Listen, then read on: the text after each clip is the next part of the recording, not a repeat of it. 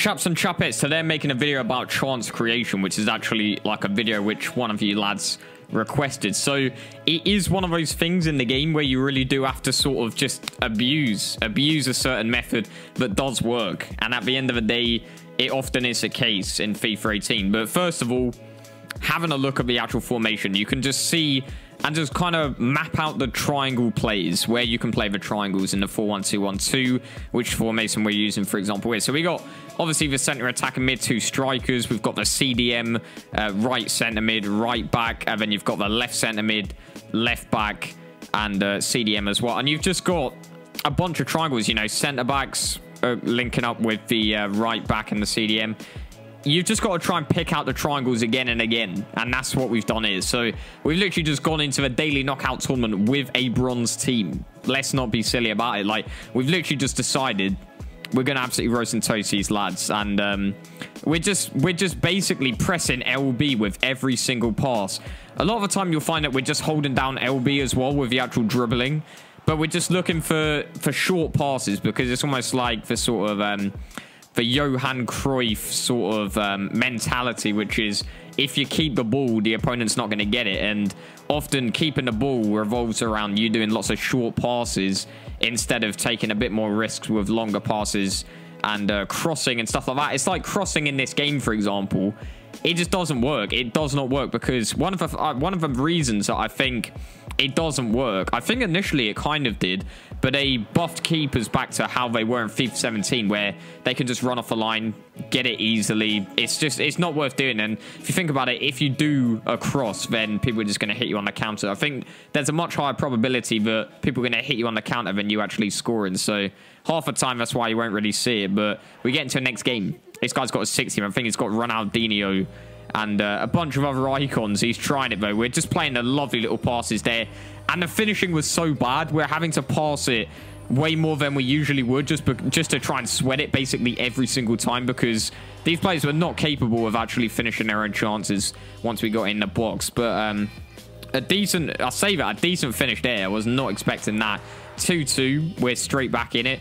But as you can see, oh, my, that was Rip City for a second there. Look at this. We get the famous triangle, really. In that situation, it's basically a training drill back in the training ground. 3 versus 1. He has to pick a side at the end of the day. You got one lad on the right, one lad on the left. He has to pick a side. If he picks wrong, it's Rip City. And at the end of the day, we've just got a major advantage in that scenario. So you want to be creating the sort of numerical advantages by a lot of the time it's just doing a triangle plays. But the problem is with a 4-1-2-1-2 specifically is that because it is so narrow, all it takes is a player to sort of run out wide, and then you have to drag your player across, and that sort of messes with the whole diamond shape that it has. And that is one of the main problems with the 4-1-2-1-2. But I don't know, the gameplay is so fast that you don't really get those transitions in the same way that you would in real world football. So I don't know, I think that is one of the reasons this formation is so OP, because especially when you got so much pace and power in the middle, and they can keep up with wingers and all the rest of it when you've got the likes of like Ruud Gullit and all the rest of it. But I don't know, with this team it seemed to work okay. And it was mainly just, I often find this, I'll just play a session of FIFA after a little bit, and then I'll do one thing and it will just work incredibly well. And in this case, I literally just started randomly doing these LBA passes. As you can see here, we're building up right from the back. Usually you want to be doing the LBA passes in the build-up when you're a player who has a player in front of them. So do the LB to the player in front, and then you'll run up to them, at which point you can just do like a short pass and do short passes in between. But look at that. Look at that goal. Even though we're 6-4 up against this team, I knew Neuer was good coming forward, but my, that was top bins.